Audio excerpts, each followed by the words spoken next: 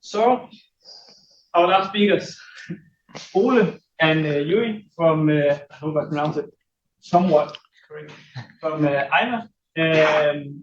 Ole is the Vice President of Product Management. Yeah, something like that. Yes, and has been at EIVA for 30 years. Yeah, give or take. Yeah, Yury is younger.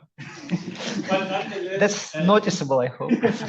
But nonetheless, leading the computer vision and robotics research. So he knows a lot about this. We're going to talk about some subsea inspection and from the past to now to maybe you talk a bit about the future. I'm looking ask a very question. much forward to this talk. So yeah, thank you. Yeah, thanks for inviting us. And I don't know if it was because of my age you asked me to do the past and the present, but that's fair enough. And getting this tough point after lunch is also tough. So let's. My background is computer science, and for me, AI is fantastic because when I started in Aarhus in the 80s, we had one weird professor sitting in a most remote room talking about AI. We didn't really understand what he was talking about, but now it's fantastic to see that after so many years, well, it's here and we're working with it everywhere. So for me, it's a little bit about understanding something I tried to listen to many, many years ago. So first, a little bit about EIVA.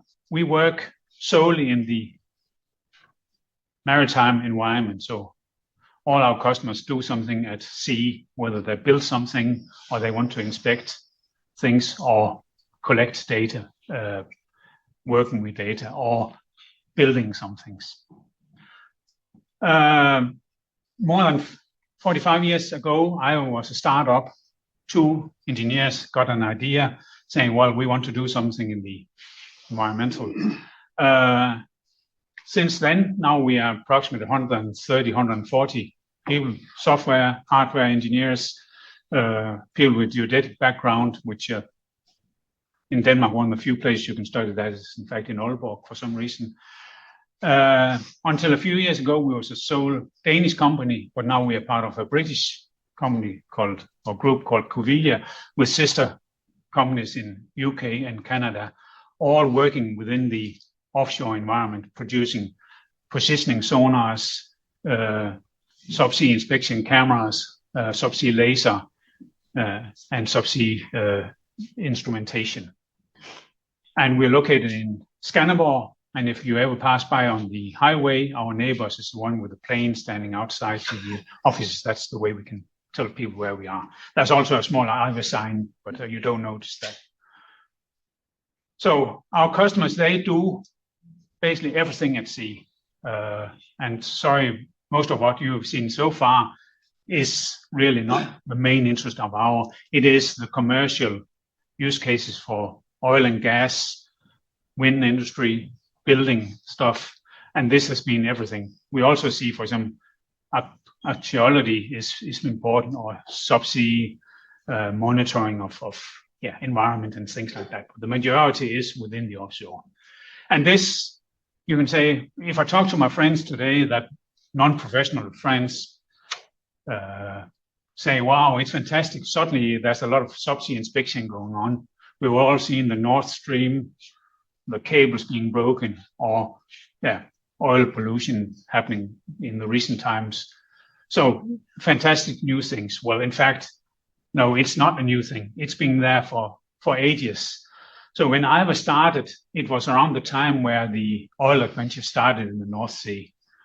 And suddenly there was I'll almost say a Klondike of opportunities. If you could spell something about maritime, you could do business. So that was what founded EIVA. And then selling hardware, and then suddenly they realized, shit, we need some software. Okay, then they established a software department. Before there's not that many software engineers, so there were more people coming from the industry. But it was all built around searching for oil, drilling. We want to place an oil rig. We want to put pipelines down, etc. And unfortunately, no one really cared about the environment there. We just placed them. And for example, if you go to the Gulf of Mexico, or should I say Gulf of America, I'm not really sure, then now there's millions of miles of pipelines, but no one really knows where they are. So that's a huge danger for the environment, that suddenly you're doing something, building on top of something that was supposed to be 2 miles to the other side, but no one really cared about it. So it is an important. If anyone wants to go back in the old days, there's a Norwegian series called Lykkeland that's been at least shown in Danish television that shows a little bit nice about that history of this world. And even more modern, there's again a Norwegian movie called Nordsøen, which shows about using autonomous drones in the rescue. Both are fiction, but there are quite some relevant background information in them as well. So why do we want subsea inspection? First of all, it's down to safety, because if you want to sail, you want to be sure that I'm not hitting something. If I want to build something, a bridge or a platform, I want to make sure that, well, it stands there. The second job I was joining after I joined EIVA was the pre-inspection for the Great Belt Bridge. So we were out collecting data where the big pylons is standing today. So if you drive a course and feel that it's wobbling a little bit, that was because the software and the computers those days was rubbish. So that's my fault, perhaps. It's searching for oil and gas. Now we also see subsea mining is coming on. For example, in Norway, they expect there's a huge industry ahead of them in subsea mining on perhaps 1,000 meters water depth. There's a nice visibility, but there's also a nice fauna and a lot of different species that we want to protect. So how do we do that in a nice manner? Ocean science, and perhaps for us also very important, critical infrastructure, because how do we protect what we have got? I promise to be a little bit historical. So what kind of data are we looking at? In our environment, most of this is acoustic, because we want to be able to monitor things at a huge distance. An echo sounder that's measuring the water depth, well, it's definitely not new technology. The first evidence I can find is from 1913. So being able electronically to do it. They moved into what we call multi-beam. So that's being able to cover a huge area in one go. Invented in around 77. But in fact, one of the big players, that was a Danish company called Reson. They are still located in Denmark, in Slangerup. They did some of the very first commercial high-end multi-beam. So we can be a bit proud of that in Denmark. And then Norway, again, always plays a big role, with Kongsberg being a big player. Kongsberg originally a military company, but that moved into a lot of commercial for maritime. Moving into side scan, sub-bottom profiles, that's different way of mapping the seabed or the subsea bed information, simply by looking at the acoustic signals and the return, whether you're looking for the echo or the intensity of the return. Or what we're today more focusing on, most of all presentations about visuals, because we like images, either still images or videos. So you can get some nice photos of what I'm looking at. Fantastic if you have a nice visibility and you have light. So in a lot of cases, it's not that perfect. Or subsea laser, which is also, again, getting very high density data. But again, you need to be having visibility and you need to be close in range to get it. And most cases, when you want to do this, you need a platform, because of course we can do things from a vessel, and in Denmark a lot can be done from a vessel, because we have, I don't know, Limfjorden, like 10, 20 meters. A lot of the Danish North Sea area is very shallow water. But in other cases, we need a vehicle to be able to go down, or a drone. A lot of them is tethered. That means we have a cable, so the vehicle is just semi-stupid. You're just like the RTV, the towed ones in the bottom, or the remote vehicles. They can be controlled from the top side, and all the data can be offloaded, and all decisions is made by a human at the top side. But we see drones happening more and more. commercially and military. That means data collecting on the vehicles. And that means we need also a kind of intelligence on the vehicles, because otherwise you can't navigate. You cannot have a lot of communications without a tether to subsea vehicles on 1,000 meters. You can send a few bytes, that's it. You cannot offload data or anything like that. So we need that intelligence on the vehicles. And that's where a lot of you guys come into place, because to do that, we need automation in the data handling, and we need AI to be able to, how do we interpret the data? Otherwise, we cannot make autonomous drones in our world.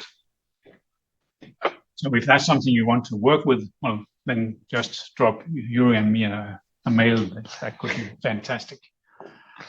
So back to the data we see, and I think, Stefan, you mentioned you have seen some fantastic images, and things always look good. When we're talking about the bathymetry or the topography of the seabed, it's getting a lot of data points, like here where we have a survey of a canal and harbor areas. All of this is vessel mounted, so that's the GPS, motion sensors, and then echo sounders, and then it's just the acoustic signal that defines the water depth. It sounds easy. There's a lot of physics behind it. So you need to talk about how is sound signals moving in water. So it's not as easy as it sounds, but you get some fantastic result out of it. You can more look into what we call side scan. So this is not looking at the topography, it's more looking at the hardness of the return. And that means now we're almost getting an image. So it's being sailing from here, and then you see for each side, we have here a corals of 100 meters to each side, and then we get an image, and that could be searching for example, man-made objects, a lot in military, searching for mines or other targets, and then automatic detecting those, recognizing those, so rather than having humans sitting and doing this by computer, or moving more into what we will call sub-bottom. So if you take the most hard return, that is the seabed, and then below it, so we get a 3D image of what's beneath the seabed. And that could be, and I wonder why it didn't start. Now it starts. So sliding through intensities and then searching for things you find in it. And quite soon you can see suddenly we see there's a cable crossing, bear it down, so you can now detect that, or you can detect subsea mines or subsea objects. And again, a lot of human work looking into these data, and then that's where AI can help us a lot. More traditionally, inspection work, we see a lot, and this has happened, especially in the North Sea area, again and again. We have a pipeline laying on the seabed. Sometimes it's being covered by rocks because they want to protect it in certain areas. It could be, for example, a case where there's a lot of fishery happening. They need to cover it because otherwise there's a risk of damage. And in Northern Europe, there's regulation saying that you have to inspect free-laying pipelines with a certain interval because you want to see, are there any damages happening? It could be a trawl passing over or an anchor passing over, or it's just corrosion in the material. So we want to detect that much sooner than it happens. And again, it's a combination of, here it was a video, but it could be in still camera, and then the bathymetry and typically also side scan. So it's combining a lot of these data and looking for, most often, anomalies. What happens different than we expected? What have changed since we did it last summer or last year again? So these are the processes. And there's hundreds and hundreds of people working with this and just looking at videos. And I think one of you said that perhaps then they grab a cup of coffee and then they forget to look at the video and then they miss things. So here it's where really machine learning is efficient. Here's another example from BP, where they have a pipeline, and to protect it, they've been covering it with mattresses and then they want to see, is that still here?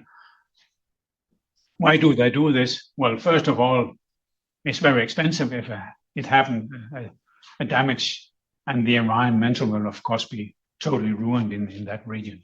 So by law, it's something they have to do. And each year they push the limit saying, we want to do it fast and we want to cover more kilometers. How can we do that? And the only way forward is automation. And that's where some of our newer work comes in. In this case, it is a subsea stereo camera of where we have the images, the top left, and then in real time generating the 3D point cloud out of it. Everybody can do photogrammetry, but doing it subsea and doing it in real time, it's very difficult. And Yury started at EIVA, 6 years ago? Yes. And this was kind of your first baby. And it took us, 5 years until we had a product that was mature enough to go from a prototype into a real. So fantastic about, taking some of the existing data and see how can we get more out of it. At the end of the day, what our clients want to do, they want to have a fantastic image because we love that. They also want it correctly. So if you have damages like you see in the lower left, of course, that needs to be visible. And I have to say that the damages you see and the other data does not fit together.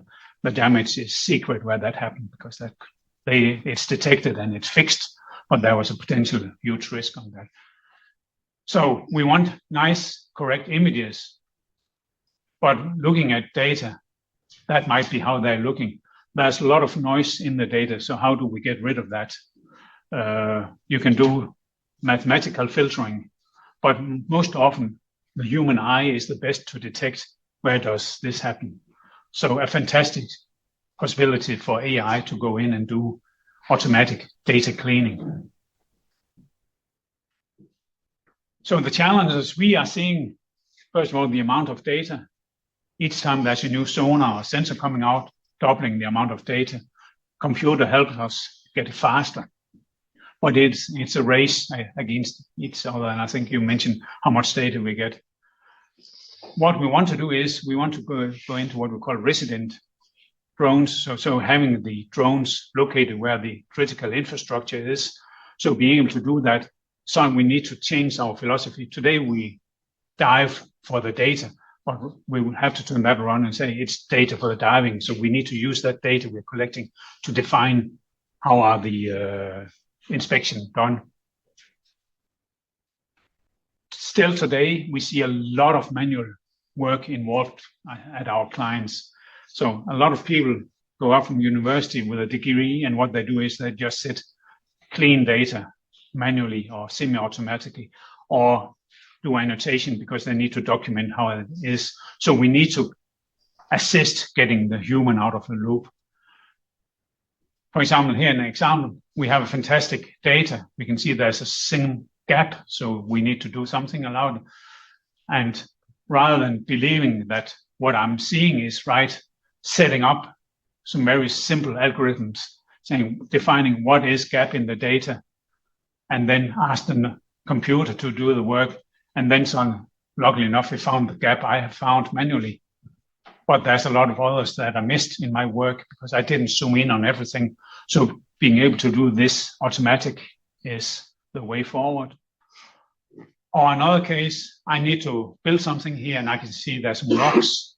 And oops, I need to document the amount. And rather than picking them manually, having the software identifying these are the targets that I need to perhaps inspect more detailed or simply remove before I'm building things. So again, by doing fairly simple tools, we can in fact make the life for our users much easier. And that's where Yury helps a lot about saying how can we do that even better. An example, our first solution we tried to do a few years ago, and in fact, one of the employees was a student here from Aalborg, because it turns out that you have some of the bright guys in the AI in Denmark. So that's thanks for that. Was our pipeline inspections, where rather than having human looking at each image and saying, what do I see on the image? So to the left, we have made segmentation of the pipeline and an anode, which is protecting the pipelines. We have, more important, we have a damage on it. So being able to identify damages rather than having humans doing this. And what we ended up was that we were at least 15 times faster than the human inspection. And as you know, the software does not need a coffee break or anything and does not semi-fall asleep. It works quite nicely. If you look at our homepage now, you don't see this product. So why don't you? Well, it turned out it was easy to make a prototype that worked on that specific pipeline where we tested all the data. The problem here is getting the data, because we don't own the data. Our customers own the data. So the solution we ended up was turning away and saying we need a solution where our customers can plug in their own trained models, because a pipeline in the North Sea versus Gulf of Mexico or Brazil, they look different. The seabed look different. Migration look differently. So we didn't have it, and basically we didn't want to employ a lot of people doing annotations either. So it turned out that we should not do the models, we should do the infrastructure about hosting these models into the system. And then we see, for example, Petrobras in Brazil, they train models themselves, and that means that anyone that works for them get a model out of the oil company, and then they use that in whatever software they're using. And I think that's what we see in our industry, is that data is the value here, because basically anyone can train models now. But if you have the data and you've got the resources to do it more efficiently, I think that one of the most important takeout here.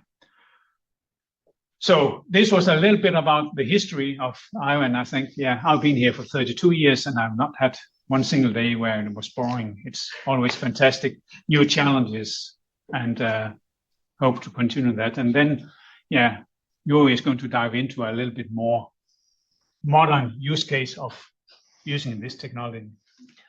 Well, so you asked me to talk about the future, and we've seen a lot of presentations about classifying images, and as you have seen, we tried our own as well, analyzing the data with AI. And the future is when you actually trust your AI enough to give it body and do something, make decision on its own. This is a use case of where we basically allow for autonomous operation, and kind of like a cornerstone of autonomous operation is being able to let go of your AUV and ROV and being able to catch it back. It's not as simple as drone where you can lift it on the ground and it goes by itself. It takes hours, days to capture an AUV in the water, not just by finding it, but afterwards, especially with the lack of communication. So one of the idea that our partner have is to use a scanfish, which is a device on this doesn't work, but on the right, this big remotely towed vehicle to catch a AUV, lightweight AUV, that's autonomous drone produced in Portugal. That does the inspection, and we would catch it, take the data, recharge the battery, and let it continue an inspection afterwards. So instead of days of trying to find and capture it, we would spend maybe an hour or minutes, hopefully, to do so. But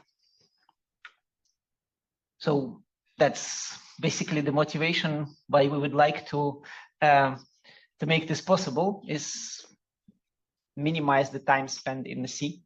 And unfortunately, it's not so easy, as I said, because we need to find that small vehicle subsea. So we need to employ multiple different sensors to do so. And what you see on the right is a kind of drawing of the same scanfish, but sideways, and some of the field of use of different type of sensors that we employed in order to identify the AUV in the water, and being able to track it into a docking position and retrieve it. The first thing you do is you need to find where the AUV in the water, and typically it is done via a sensor which is called USBL, or which stands for ultra short baseline positioning. It's an acoustic measurement sensor. It has a possibility to find the position of a beacon in the water, but it's quite highly inaccurate. So it's about like 1 meter uncertainty ellipsoid. The diameter where you think that the robot is after you measure it is around 1 meter radius. And it's very easy to find, but it's not very accurate. So you can't really dock in something where you don't know where the AUV is. So next idea would be to use a acoustic measurement still, so a forward-looking sonar. There's no video here, and that's much nicer, but you still have about 10 centimeter inaccuracy, and like your normal positioning system, because of the way forward-looking sonars work, this measurement and this measurement would actually be kind of the same thing. So you have maybe 10 centimeters in this direction, but more than a meter in vertical dimension. But at least you have a significant field of view in order to do it. Here you actually have some interesting image processing involved, because the image on the top that's what forward-looking sonar produce when it detects an AUV in the water, and that's quite, well, not particularly obvious what it is. And the image can vary quite dramatically depending on surroundings and what you see. And then finally, idea what we had is to use cameras to do the detection. As we already know, the images have fairly accurate, give you very accurate measurements. So a specific pattern on the AUV being detected with rather simplistic detection algorithm, but then it allows to do a positioning within like half a centimeter or so accuracy. And again, it varies dramatically what you see, but with reasonable image processing, you could get this actually work. And again, Aalborg students were helping us a lot on this, not surprisingly. We combine information together, and I'm going to be a little bit fast about it because I only have 3 minutes to finish this, but basically specifically design algorithm which combines the data from multiple sensors and merges it together in order to calculate accurate position over time. And that leads us to somewhat more interesting way of describing behavior of the ROV once we know the position. So we actually need to allow this instruction set of how do you, what kind of actions do you take based on your system state. And the tool that we employed is fairly recent, only 10 years old or so. It's called behavioral trees, and that's what they use in the computer game industry to describe how NPCs work. And apparently, this is a very nice way of describing how the robots work, because one of the properties that we are actually looking when we build AI systems is explainability. Because if you just throw your deep learning model at your customer and there's like, okay, great, but our robot cost about 10 million Danish crowns. We really would like to understand what is it doing now and why is it doing it right now and not 5 minutes later. Tools like this allow us to demonstrate at which stage of the mission the ROV is and why is it decide to move to that direction or the opposite direction. And which also allows us to, this is a second part of the explainability process. When we combine different sensors together, we need to explain to our customers why these sensors are used or not used, the measurements. So why is this measurement from USBL is suddenly 1 meter to the right, but we didn't jump our robot in that direction. So this type of information we need to be able to provide. So when you are building your AI models, you need to make sure that they are not only reliable, but also explainable. And finally, some short demo time. This is how the explainability works.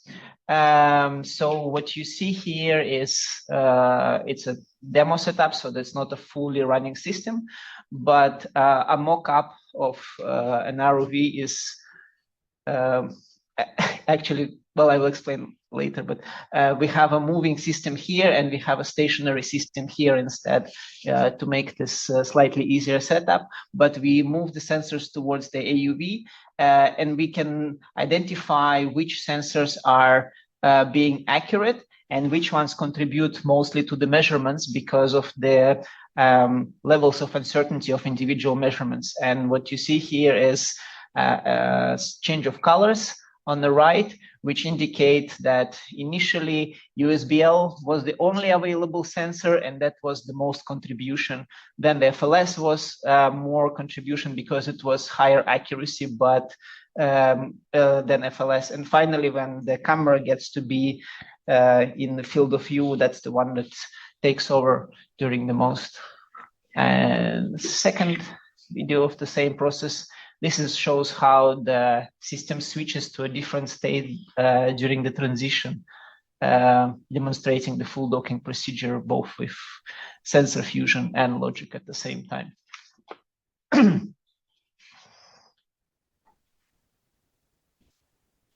I'll let it do the docking before proceeding forward. You will see that at the right top where the screen is half closing, but there will be an ROV going into the docking ring in like, I think a second or so.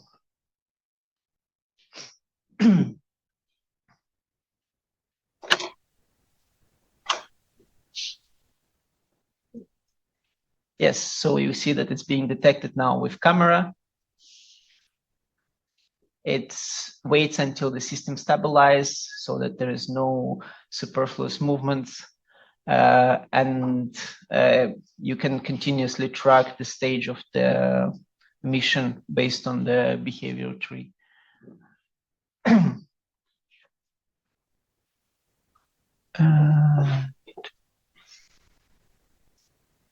1, 2, somewhere there.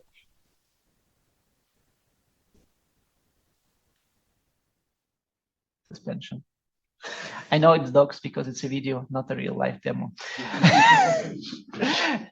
Well, for those who are interested, I can run the entire thing slightly longer to demonstrate it, but that's the use case that we had.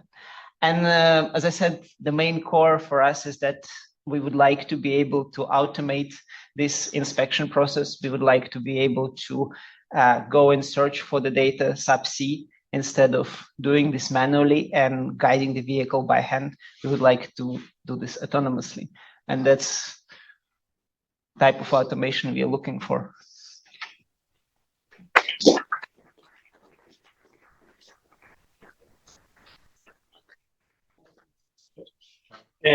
Thank you. I don't think there's time for questions, but I will be here.